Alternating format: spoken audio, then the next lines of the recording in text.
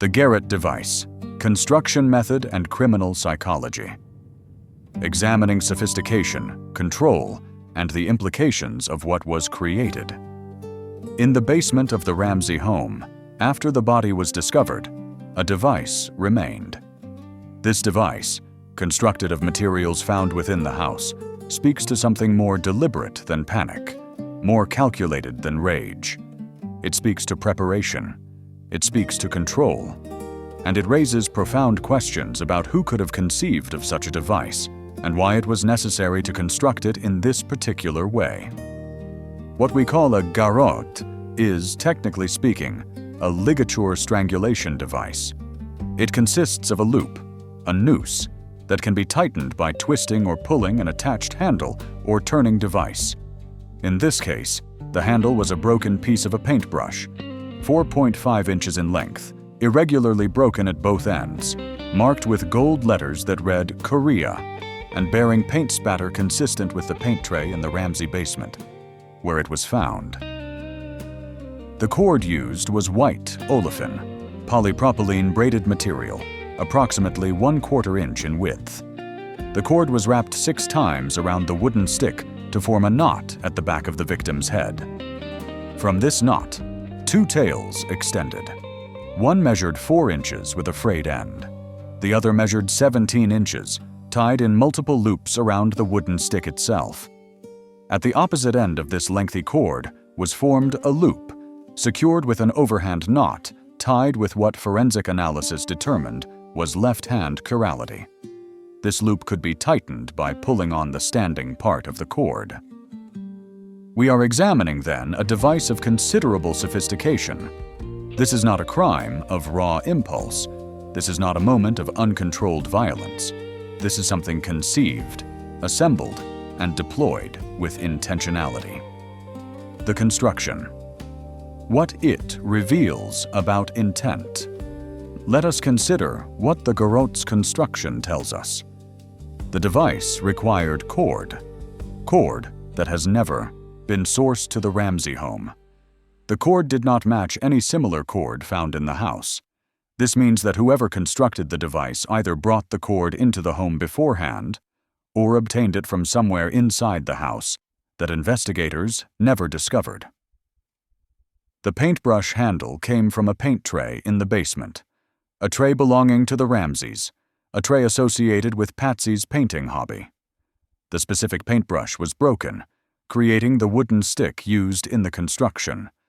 The broken pieces found in the paint tray matched exactly the pieces incorporated into the device. This is significant. It suggests familiarity with materials present in the house. It suggests knowledge of what was available in the basement. It suggests that the person who constructed the garrote knew where to find the components and recognized that a broken paintbrush handle could serve the function of a garrote handle. The deliberation required for this construction cannot be overstated. The device had to be conceptualized. The cord had to be available or obtainable. The knots had to be tied, specific knots, analyzed later by a forensic knot expert from the Royal Canadian Mounted Police, determined to have been tied with left-hand chirality, a detail revealing something about the person who tied them. The device, once constructed, had to be deployed. It had to be placed around a child's neck. It had to be tightened. The amount of force required to create the ligature furrow described in the autopsy, a furrow that varied from 1/8 of an inch to 5/16 of an inch in width, horizontal in orientation, with little upward deviation. This required sustained pressure. This required knowledge of how much force was needed to achieve the desired effect. The terminology problem. What was this device, really? There is a debate in forensic circles about the proper terminology for what was used. Some have called it a garrote. Others have suggested it should be called a ligature, or a noose with a handle, or a strangulation device. The terminology matters because it carries implications about sophistication and intentionality. A traditional garrote is a device specifically designed as an execution instrument or weapon, a device conceived, perfected, and deployed with the specific purpose of strangulation. It is a sophisticated implement with a long history, used in Spain as a form of capital punishment, used in modern criminal contexts as a weapon. The device found around JonBenet's neck was, in construction, remarkably similar to a garrote. It had the essential components: a loop, a handle, the capacity to tighten the loop by mechanical advantage. But was it truly a garrote in the classical sense? Or was it a ligature device constructed to resemble or function like a garrote? This distinction matters because it asks us, did the person who constructed this device know about garrotes? Had they studied strangulation techniques? Were they attempting to create an instrument of sophisticated strangulation? Or were they improvising with available materials while attempting to create a device that would accomplish the goal of asphyxiation? The presence of left-hand chirality in the knots raises a question. Was the person who tied these knots left-handed? Or were they making a deliberate effort to disguise their natural-handedness? The answer matters because it speaks to the level of premeditation and sophistication. What we know is that the device was constructed competently. The knots were tied correctly. The device functioned. Someone understood how to create something that would accomplish its purpose. This is not an amateur's work. This is not something a person without knowledge of knots or strangulation techniques would have conceived. The question of control: what the device accomplishes. Why construct a garrote at all? Why not simply? And here we reach the boundary of what can be discussed with appropriate restraint, the boundary where the specific mechanics of harm become too graphic to examine in detail. But we can ask the question conceptually. A garrote is a device of control. Unlike a rope simply tied around the neck, a garrote allows for gradation of force. The person holding the handle can tighten or loosen the loop. They can control the degree of pressure. They can apply force and then release it. They can sustain pressure. It is an instrument that gives the wielder power over the victim's condition, power to restrict breathing to varying degrees, power to release if circumstances change, power to apply fatal pressure if that is the intention. This is different from a simple ligature. A ligature, once tied, has a fixed tightness. A garrote allows for dynamic control. It allows for the person wielding it to adjust the pressure based on response, based on time, based on changing circumstances. What does this tell us about the person who constructed it? It tells us they were thinking about control. They were thinking about the ability to exert force while maintaining the option to vary that force. They were thinking about a process rather than a single final act. This is the thinking of someone trying to manage a situation, someone trying to maintain dominance over another person, someone trying to keep a child compliant through the threat or application of controlled pressure. The device became, in its own way, an instrument of coercion.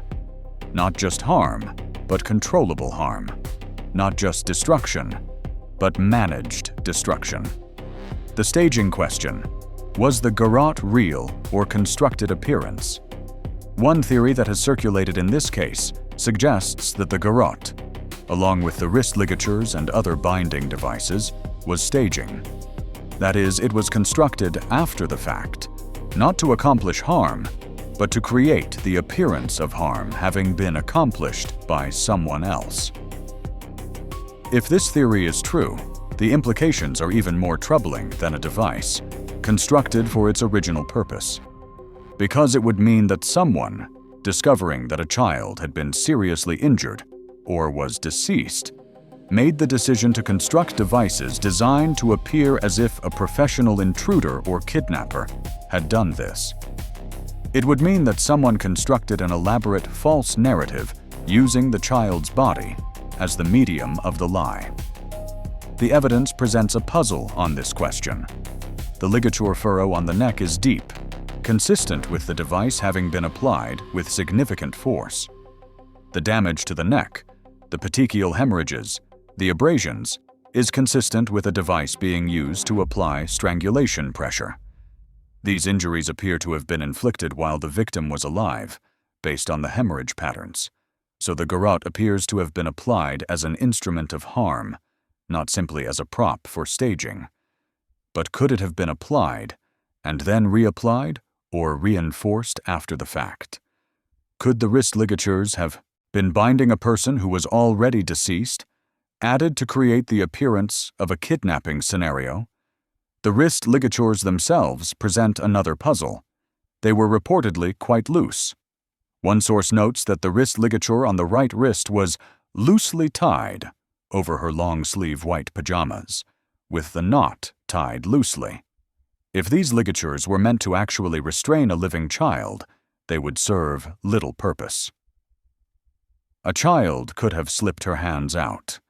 They would not have been secure enough to actually hold her, which suggests the possibility that the wrist ligatures were not meant as functional restraints at all, but rather as props, elements in a narrative of kidnapping that was being constructed to explain an outcome that required explanation. The materials. What does their selection tell us? The cord used in the garrote has never been sourced to the Ramsey home. This fact is significant. The cord did not come from materials the family possessed. This means either the person who constructed the device brought the cord into the home, suggesting premeditation and planning. The person who constructed the device obtained the cord from somewhere in the home that has not been identified or examined. The person who constructed the device obtained the cord outside the home at some point, suggesting knowledge of where to find such cord and the ability to obtain it. All three possibilities suggest someone with the knowledge and access to locate an appropriate cord. This is not a random choice. White olefin braided cord is a specific material. It would need to be sourced from somewhere: a craft store, a hardware store, a boating supply store, somewhere that stocks such materials. The paintbrush, by contrast, came from inside the home. A paintbrush associated with Patsy's painting hobby. A paintbrush that was broken in the basement, in the paint tray.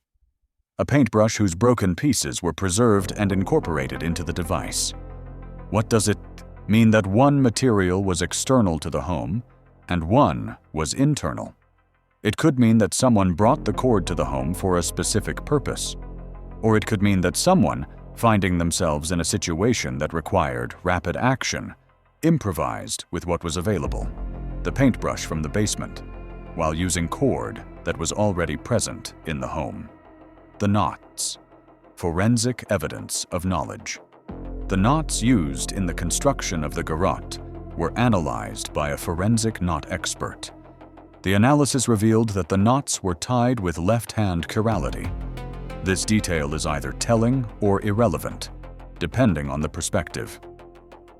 If the person who tied the knots was naturally left-handed, then the knots reveal nothing except that a left-handed person was present at the device's construction. If the person is naturally right-handed, but deliberately tied the knots left-handed to disguise their identity, then the knots reveal an attempt at deception. But there is a third possibility. The knots were tied by someone with knowledge of knots, and the left-hand chirality is simply the result of how that person knew to tie them. Not evidence of natural left-handedness or deliberate disguise, but simply evidence of someone who understood knot tying. The wrist ligatures revealed different knots. The ligature on the right wrist was tied with what is known as a lark's head knot, also called a cow hitch or a capsized reef knot, more commonly called a square knot. The ligature on the left wrist, removed by John Ramsey, was tied with a zed noose, with the standing part pulled through the center of the noose knot, which allowed the pulling together of the wrists. These are not knots a random person would know how to tie.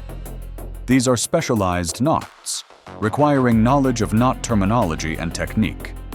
Someone tied these knots. Someone knew how to create them.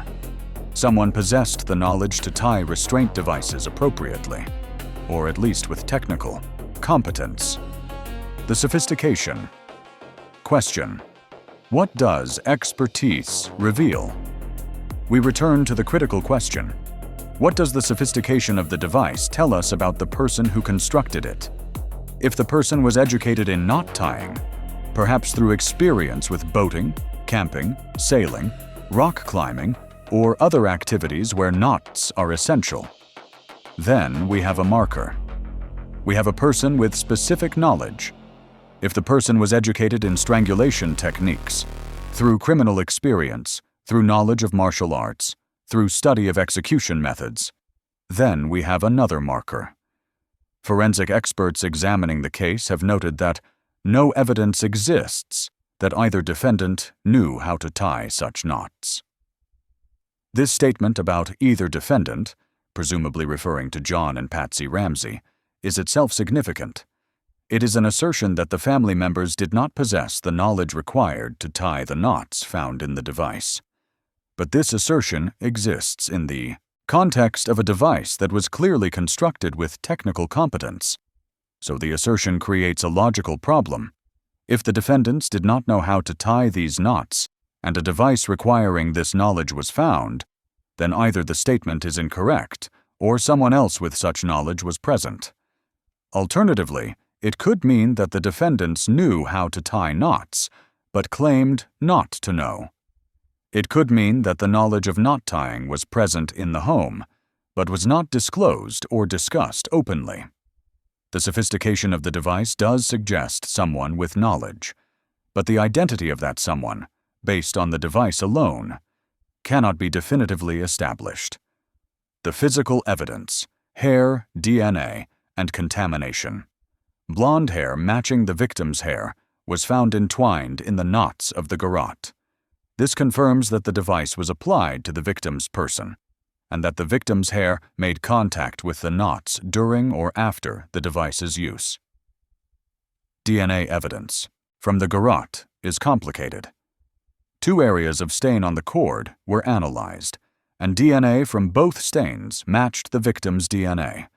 But the Colorado Bureau of Investigation declined to conduct further DNA analysis of the garrote, due to the high probability of a DNA mixture being present on the garrote as a result of all persons who have handled the item from the point of manufacture to present.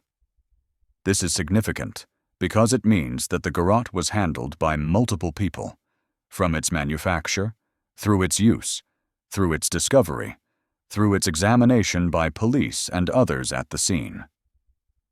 John Ramsey may have touched the garrote.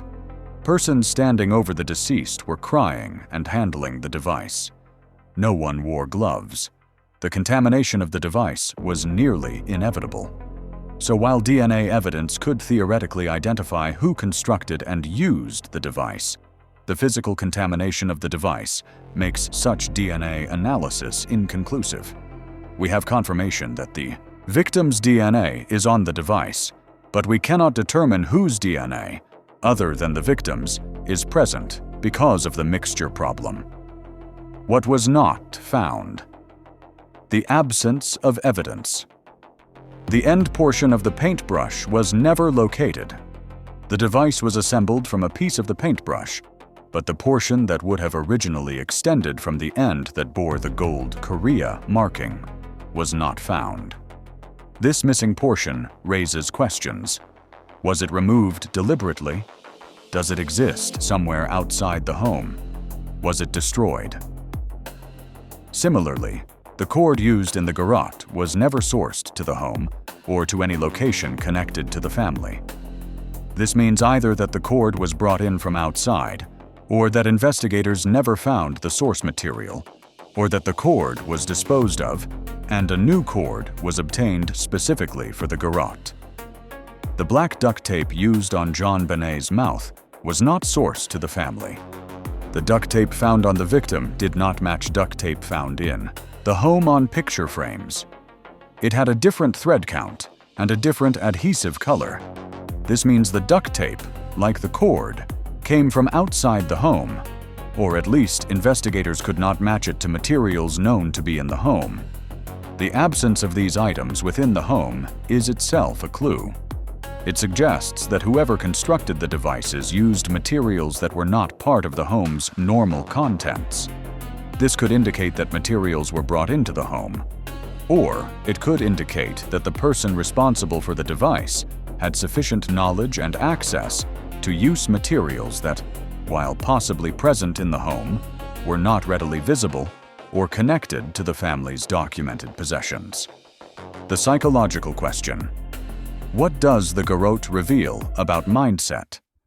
A garrote is a device requiring the wielder to be present, to exert force, to maintain control. It is not a distant method of harm. It is intimate.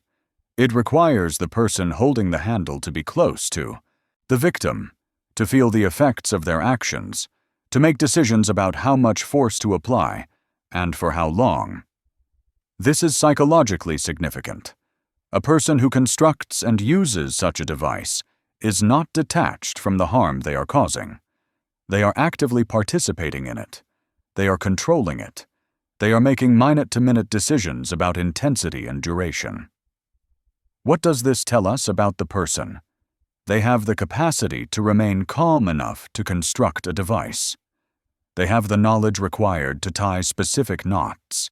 They have the psychological ability to apply the device and to maintain the application of force. They are not acting in a frenzy of rage, but with a kind of terrible purpose. This is not a crime of passion in the traditional sense. A person in the grip of uncontrollable rage does not take time to construct a garrote. They strike. They harm in the immediate moment. But a person who constructs a device, who ties it with specific knots, who applies it with control, that person is engaged in a different kind of action. That person is thinking. That person is making choices. Or, alternatively, if the garrote was constructed after the fact as a prop in a staging scenario, it tells us something equally troubling.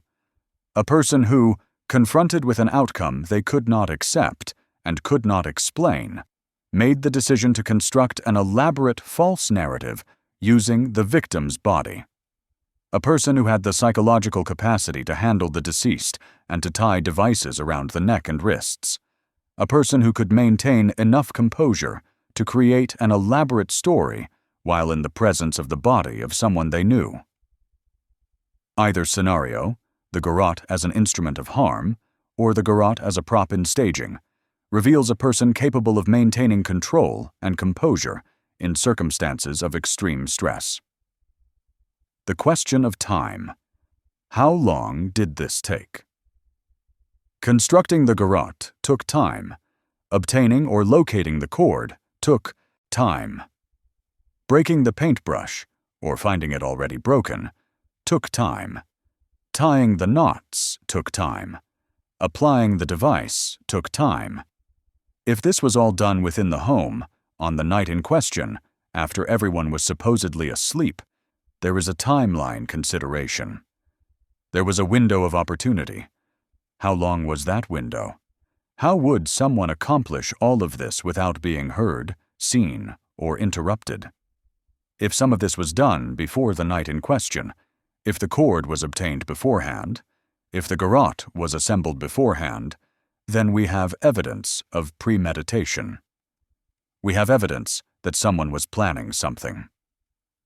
The timeline of the evening as reported was, the family returned from the White's house around 10:00 p.m. The children were placed in bed. The parents retired to their bedroom. And then, at some point during the night or early morning, something occurred. According to the official timeline, JonBenet was lost. The body was discovered around 1:00 p.m. on December 26th. Within that timeline, either the garrote was constructed and used, or it was constructed beforehand and simply deployed on the night in question. Either way, the time commitment to its creation is notable. What the garrote does not tell us. In the end, the garrote presents a device of sophistication and control. It presents evidence of knowledge and technical skill. It presents evidence of materials brought from outside the home or sourced from within it. It presents evidence of someone capable of remaining composed and precise under extraordinary circumstances. But it does not definitively tell us who constructed it. It does not tell us whether it was created for its ostensible purpose or as a prop in a subsequent narrative. It does not tell us the timeline of its creation. It does not tell us why this specific method was chosen rather than another. What it does is narrow the field of possibility. It suggests someone who knew how to tie knots, someone who had access to cord or knew where to obtain it. Someone who could work with materials found in the basement, someone who could construct a device with technical competence, someone capable of applying it with control. And perhaps most significantly, it suggests someone who was thinking, someone who was planning, someone who was conscious of creating a narrative through the device itself. Okay, so jumping into this one is a little hard for me. So far we've been kind of talking about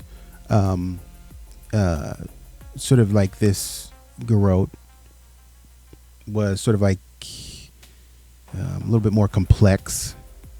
It was sort of like sophisticated with specific components, a broken paintbrush handle as a turning device, white braided, I think, nylon cord tied with specific knots, and the ability to apply controlled or adjustable pressure. The construction required knowledge of knot tying, understanding how the mechanics of the rope could be used. I'll skip that word. How the mechanics of the rope could be used for an advantage, and access to those materials. And so the sophistication suggests either some sort of premeditated forethought or planning, or someone with specific knowledge of the house, or both.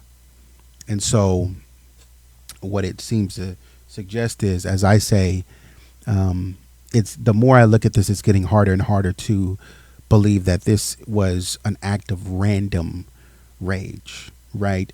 It's getting harder and harder for me to believe that this criminal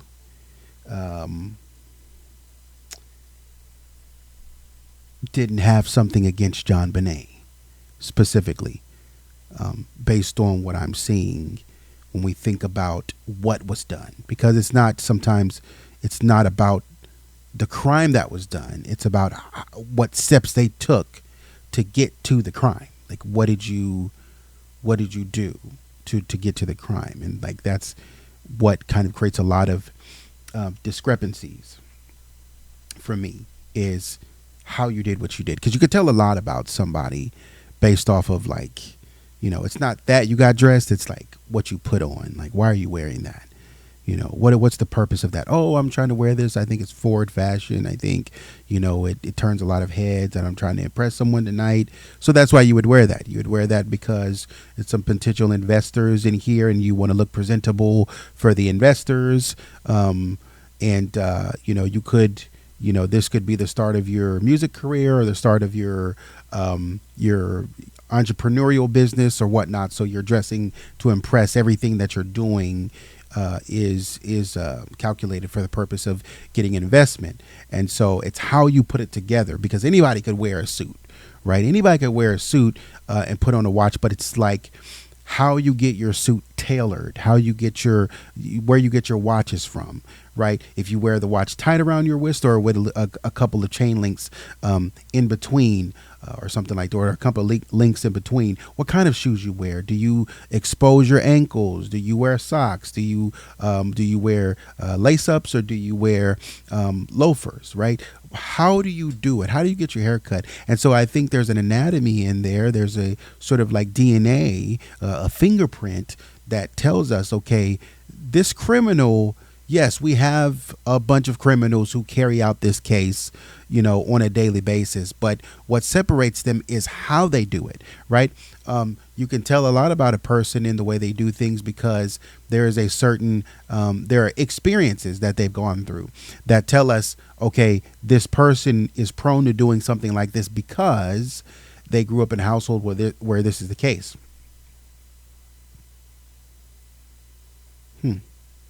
Interesting. I guess I was wondering what we know about John's parents, because we know that his dad was a military person, but wondering if his dad was right or left-handed, because what confuses me about this whole thing is, so the key points are that, you have this technical sophistication of the garrote was constructed with sort of specialized knots.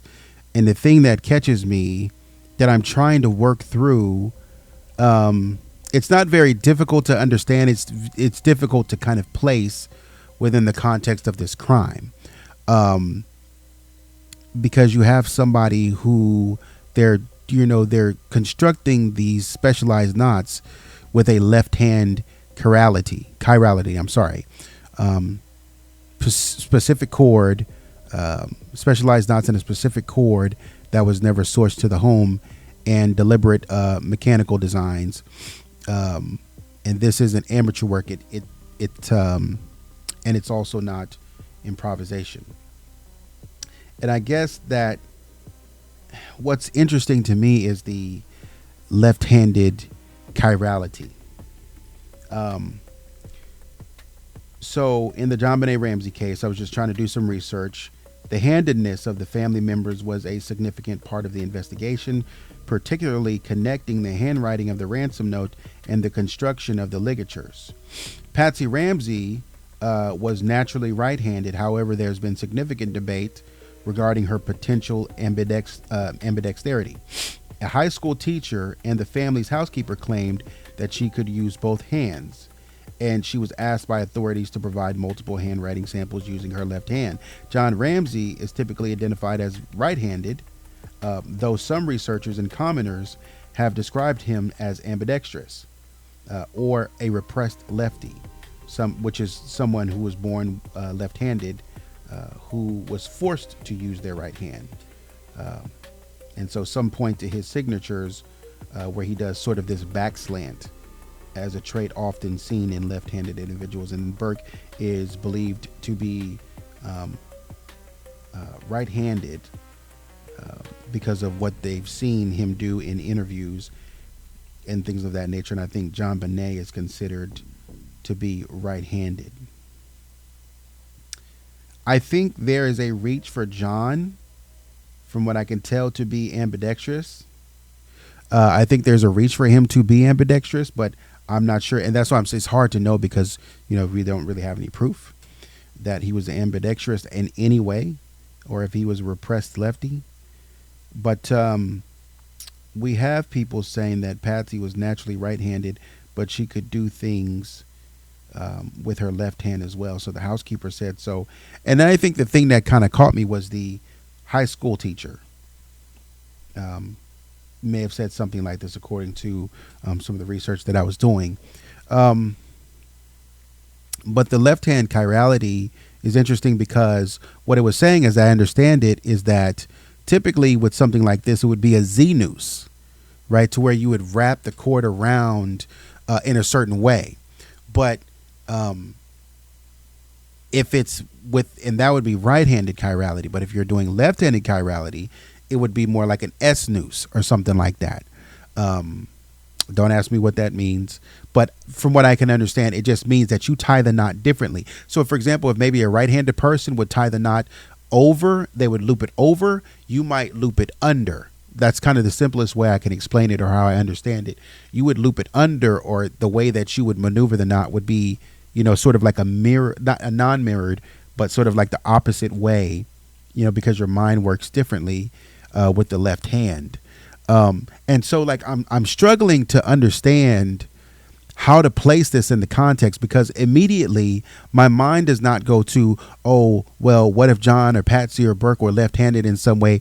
It doesn't go into that. What I'm trying to first figure out is left-handedness, left hand chirality. Like, what is that telling me about what the person did? And then what does it tell me about how the ligature was positioned around the head? That's what I'm trying to understand. Like, what does it tell me about how the ligature was positioned around the head? That's what's kind of throwing me off a little bit, or not throwing me off, but what can I know about that makes sense to the rest of the case? Because I think there are certain things that you're trying to understand, but it's like, how does that make sense to the case? You can say this person was left-handed because of this is how they did it, but I'm also trying to see where else that would relate to in this specific case. If we were to say, okay, maybe this is a left-handed person, how do we track them down in a way to say that this is what we would expect left-handed people to do, or this is where we would expect the tea glass thing to be. If the tea glass, the tea glass or the tea bag, sort of little, I can't remember. It's evading my mind right now. But the little tea glass maneuver thing, it's just escaping me right now. But the thing to sort of maneuver the tea glass, or I'm sorry, the tea bag, if that is on the left side, does that indicate anything about, can we see consistently just to know this person was left-handed, this person was left-handed, this person was left-handed? So that if you see stun gun marks, or if you see those marks on the left side of the neck, okay, this person was left-handed, and we can see. But like, if the stun gun mark, if the marks that look like a stun gun or whatever on the right side of the neck, then it's a little confusing, because it's like maybe these guys flipped in between. Who else do we need to look for? Do we need to look outside of the home for at least one person who is left-handed? And I think that's what's difficult to reconcile, because we're trying to figure out who we're looking for when we say left-hand chirality, and how that was applied. Because I guess it's important, because my thing is, it does tell us something about the intruder. First of all, I think we can lean more toward sort of this definitive way of thinking, in that we might definitively say, maybe not now, but in some points, or at some point, this garrote was made ahead of time. It's possible that this garrote was made prior to the ransom note being written, because with everything we know about the staging, this is one of the things that was first applied to her body. This is one of the first things that she would have encountered, right? Because you think about that, this is important, because this is one of the first things she would have encountered before passing away. I'm coming into contact with this noose from this person. Where did it come from? Because then we have to ask questions. When was Patsy's paintbrush handle broken? When did she notice that it was broken? I know